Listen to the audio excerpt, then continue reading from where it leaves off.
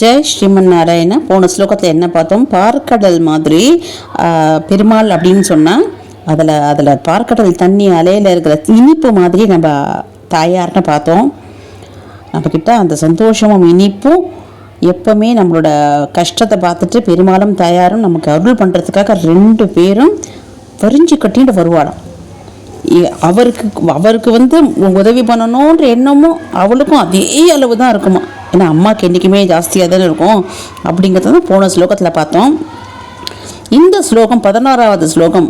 இந்த ஸ்லோகத்தோட என்ன சொல்கிறாருன்னா அதே தான் சொல்கிறாரு.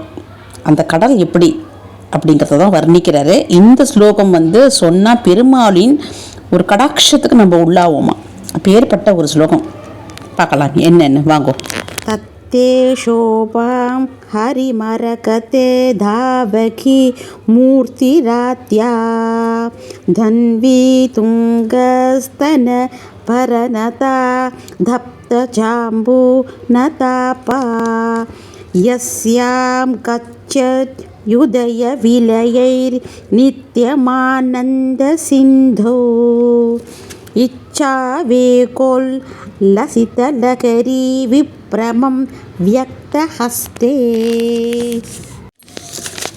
இதில் தத்தே சோபாம் ஹரிமரகதே தாவகி மூர்த்திராத்யா ரொம்ப அழகாக இருக்கும். இந்த ஸ்லோகத்தோட வர்ணனை கூட பெருமாளோட திருமேனி மரகத ஒரு மரகத நிற பச்சை மாதிரி மலைய மாதிரி இருக்கான் அவரோட திருமேனி.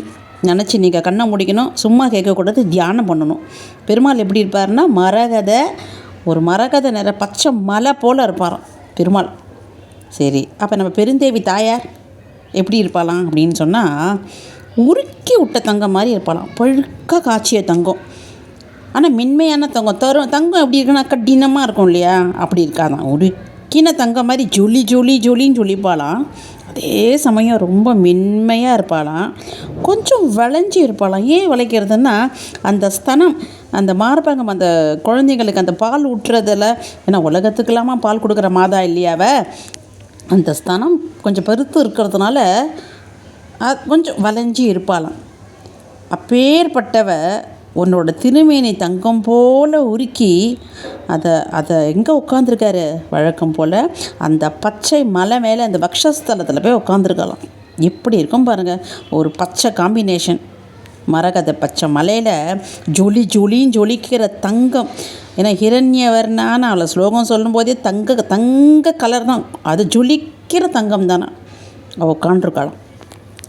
ஓகேயா, எப்படி இருக்கும் அப்படின்னு சொன்னால் அவள் எதுக்கு வரா அப்படின்னு சொன்னால், இப்போது கடல்கிட்ட நம்ம ஒரு நம்ம போக முடியுமா? இப்போ அலையாக அடிக்கிறது, நம்ம போனால் என்ன ஆகும்? இழுத்துட்டு உள்ளே போயிடும். ஆனால் நம்ம என்ன பண்ணணும்? பீச்சுக்கு போனால் ஓரமாக நிற்போம், அந்த அலை நம்ம காலில் டக்குன்னு போடும். அதுவே நமக்கு ஒரு சுகமாக இருக்கும், ஒரு லௌகீகமான சந்தோஷம். ஒரு பீச்சுக்கு போகிறோம், அந்த தண்ணி ஒரு ஓரமாக நிற்கிறோம், அந்த அலை அடிக்கிறது, அது ஒரு குஷியாக இருக்குது. எல்லாம் குதிக்கிறோம், ஐன்னு ஒரு அந்த அலை வேகமாக அடிச்சுதுன்னா இல்லையா. ஆனால் அந்த லௌகீகத்தை பார்க்கக்கூடாதான்.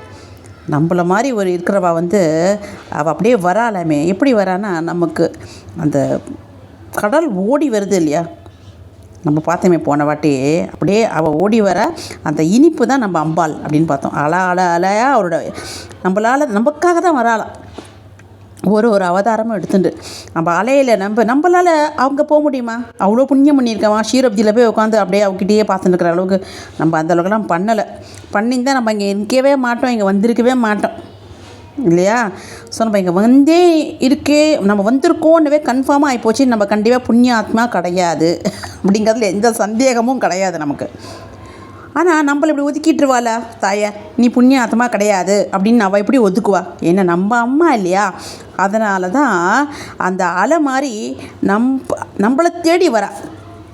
எந்த மாதிரி? ஒரு அவதாரமாக கிருஷ்ணராக வந்தால் ருக்மிணியா, ராமராக வந்தால் சீதையா, இந்த மாதிரி நம்ம ஆண்டாள் அம்மா பூதேவி வந்திருக்கால, பூமாதேவி இல்லை அவளும், அந்த மாதிரி பல அவதாரங்கள் எடுத்து அப்படியே நம்மளை குளிர வைக்கிறதுக்காக நம்மக்கிட்ட அந்த அலை அப்படியே சில்லுன்னு அடிச்சிட்டு போகிற மாதிரி அடிச்சுட்டு மறுபடியும் போயிடுவாளாம். ஆமாம், அதில் ஒரு விளையாட்டு. ஏன்னா அவளால் என்னென்னா ஒரு சங்கல்பம், இந்த நம்மள மாதிரி பாவத்தை பண்ணிலாம் பிறக்கல, சங்கல்பம் நல்லது பண்ணணுன்ற சங்கல்பத்தில் வந்து பிறக்கிறா. அதுக்கு தான் கம்பர் சொல்கிறது நமக்கு நினைவு வரும். உலகெல்லாம் அதே மீனிங்கில் வருது. உலகம் யாவையும் தாமுல வாக்கலும் நிலை பெறுதலும் நீக்கலும் நீங்களா அழகிலா விளையாட்டுடையார் அவர் தலைவர் அன்னவர்க்கே ஷரண் நாங்களே. அந்த அழகான ஒரு இதுதான் கம்புறது தான் ஞாபகம் வருது. அவளுக்குன்னு உலகத்தில் விளையாடுறதுக்குன்னு தான் படைச்சிருக்கா. அவளை வந்து ஒருத்தரையும் படைக்கவும் முடியாது.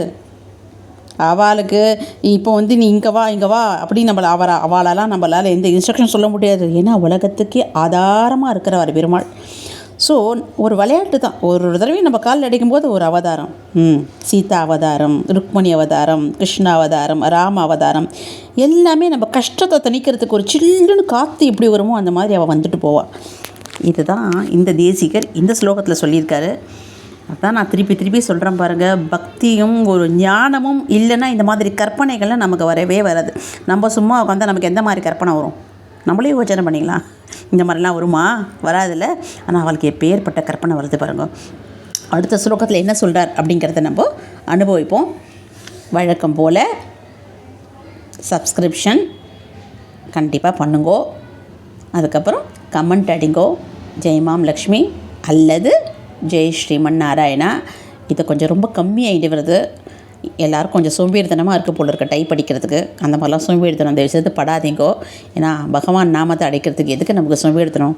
கண்டிப்பாக கமெண்ட் செக்ஷனில் கண்டிப்பாக ஜெய் ஸ்ரீமன் நாராயணா இல்லை ஜெய்மா லக்ஷ்மி கண்டிப்பாக அடிங்க. சப்ஸ்கிரிப்ஷன், ஷேர், லைக் இதெல்லாம் கண்டிப்பாக பண்ணுங்கோ. ஜெய் ஸ்ரீமன் நாராயணா, ஜெய் ஸ்ரீமன் நாராயணா.